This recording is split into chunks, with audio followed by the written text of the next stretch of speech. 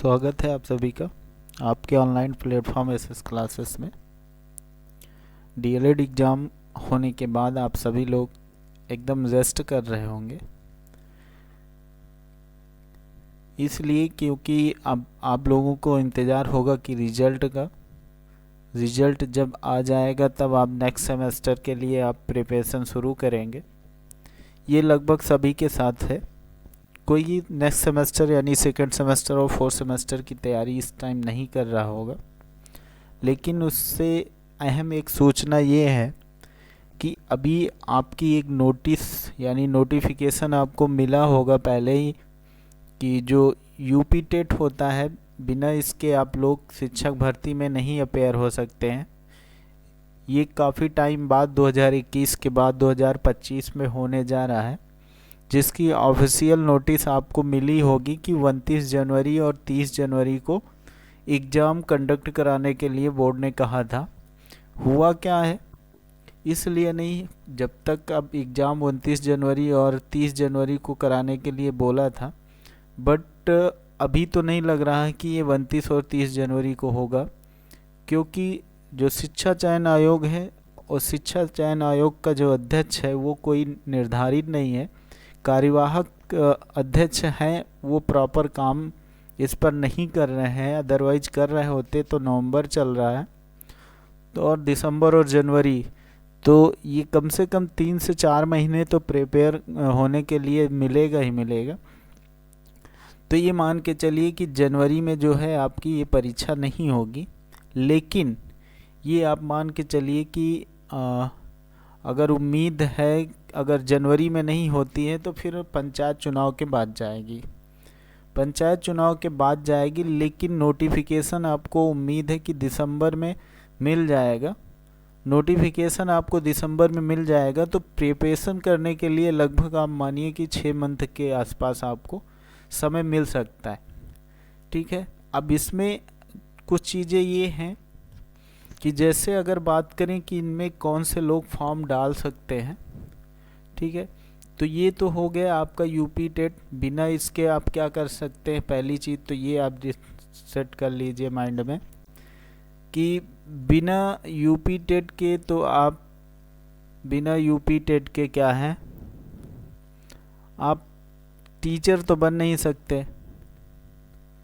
ठीक है, UP TET Uttar Pradesh TET के बगैर आप टीचर तो बन नहीं सकते, शिक्षक बनने का सपना आप छोड़ दीजिए। और इसको पास करने के लिए आपको चीज़ें जब तक पता नहीं होंगी तब तक आप इन चीज़ों को क्लियर नहीं कर पाएंगे।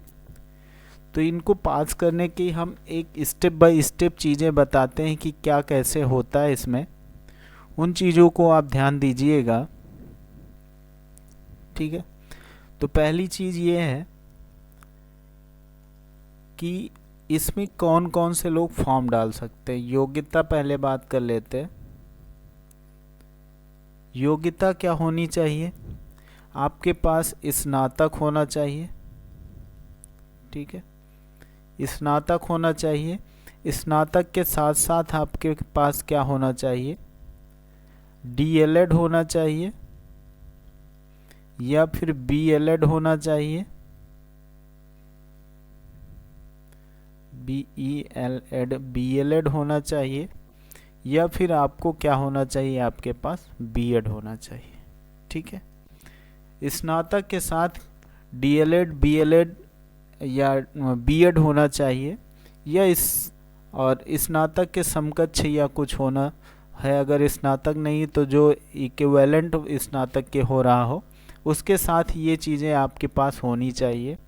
अब यहाँ कन्फ्यूजन सबसे बड़ी क्या है, क्या पास आउट वाले ही फॉर्म डाल सकते हैं या फिर अपेयरिंग वाले भी, कौन से, या फिर अपेयरिंग वाले ही डाल सकते हैं, ये भी आपके दिमाग में चीज़ें चल रही होंगी। तो एक चीज़ आप लोगों को पता होगा कि पहले यही था कि जो सी टेट में था ये और यूपी टेट में था, लेकिन अब ये चीज़ें हट गई हैं।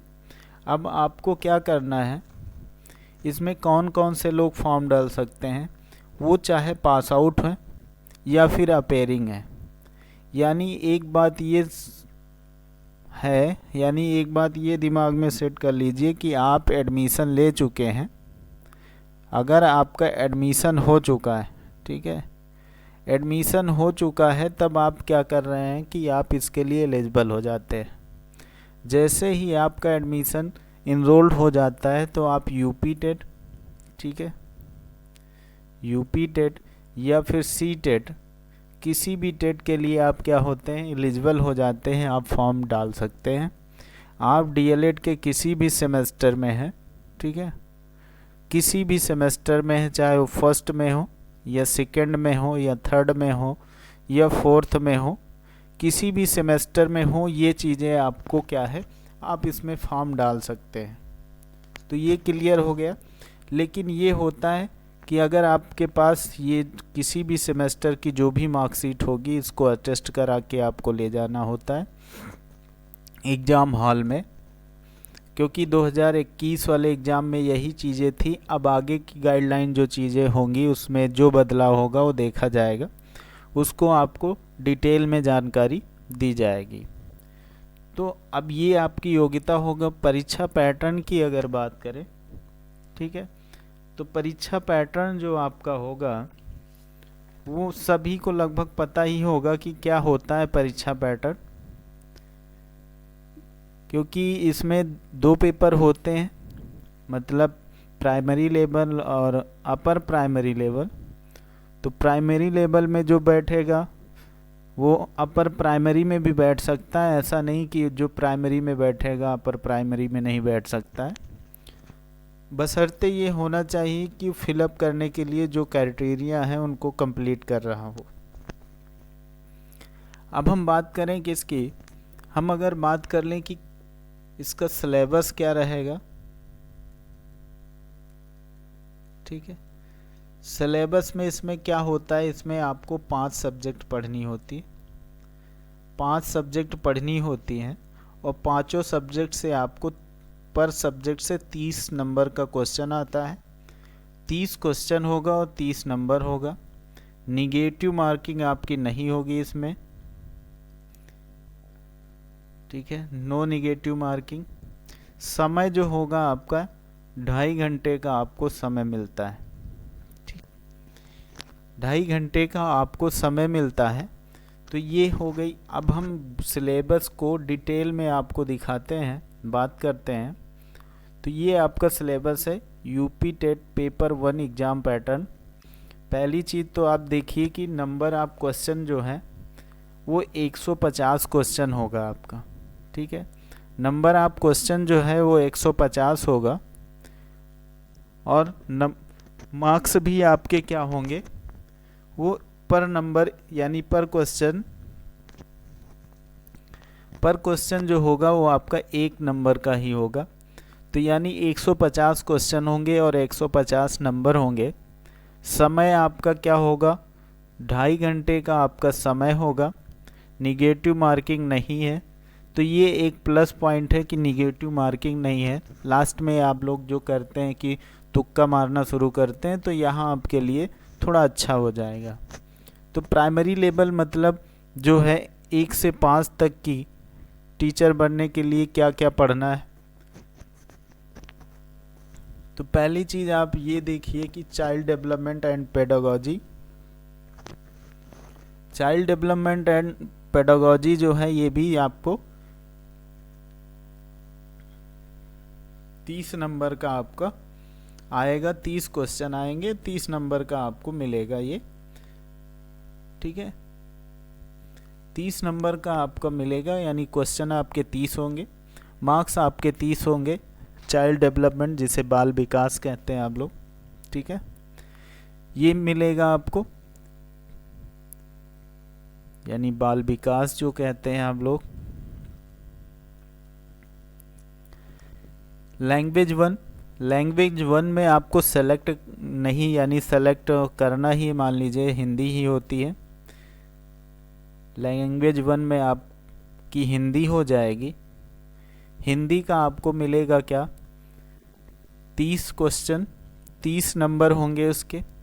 लैंग्वेज 2 में आप सेलेक्ट करेंगे, इंग्लिश ले सकते हैं, आप उर्दू ले सकते हैं, आप संस्कृत ले सकते हैं, उसका भी 30 क्वेश्चन होगा, 30 नंबर मिलेगा। फिर आपका जो मैथमेटिक्स है, गणित है, इसका भी आपको 30 क्वेश्चन मिलेगा, 30 क्वेश्चन मिलेगा, 30 नंबर का होगा। फिर आपका इन्वायरमेंटल है, जिसे पर्यावरण कहते हैं, ठीक है, क्या कहते हैं, जिसे पर्यावरण कहते हैं। तो पर्यावरण अध्ययन जो है ये भी आपका क्या होगा, 30 नंबर का होगा। ये भी आपके क्या होंगे, 30 क्वेश्चन होंगे। तो ये टोटल 5 सब्जेक्ट, पर सब्जेक्ट 30 क्वेश्चन और 30 नंबर, यानी टोटल 150 क्वेश्चन हो जाएगा।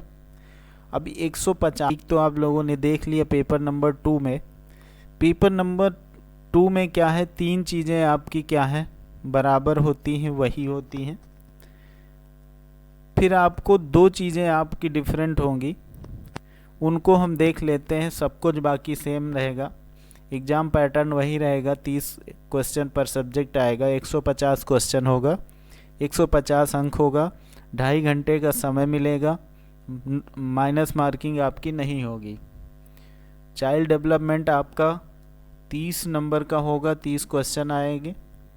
लैंग्वेज 1 अभी बताया मैंने क्या है, आपकी हिंदी आएगी, ठीक है, 30 नंबर का क्वेश्चन आएगा, 30 क्वेश्चन आएगा।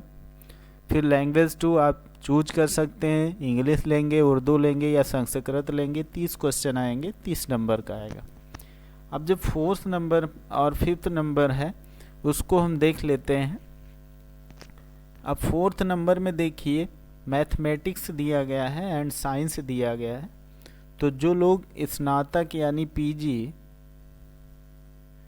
जो लोग स्नातक कर रखे हैं साइंस ग्रुप से, ठीक है, साइंस ग्रुप से मतलब वो बीएससी कर रखे हैं, तो वो क्या चूज करेंगे, मैथमेटिक्स एंड साइंस, इन दोनों का मिला के 30-30 60 क्वेश्चन आपका मिल जाएगा। इसमें 60 क्वेश्चन मिल जाएगा, 60 नंबर का मिल जाएगा। और जो लोग बीए कर रखे हैं तो वो चूज करेंगे क्या, सोशल स्टडी यानी सोशल साइंस। इसमें आपका सोशल साइंस का क्या होगा, टोटल 60 क्वेश्चन आपको मिलेगा और 60 नंबर मिलेंगे। तो ये हो गया आपका क्या, कक्षा 6 से लेकर 8 तक की, यानी अपर प्राइमरी में टीचर बनने के लिए आप लोगों को यूपी टेट का सेकेंड पार्ट यानी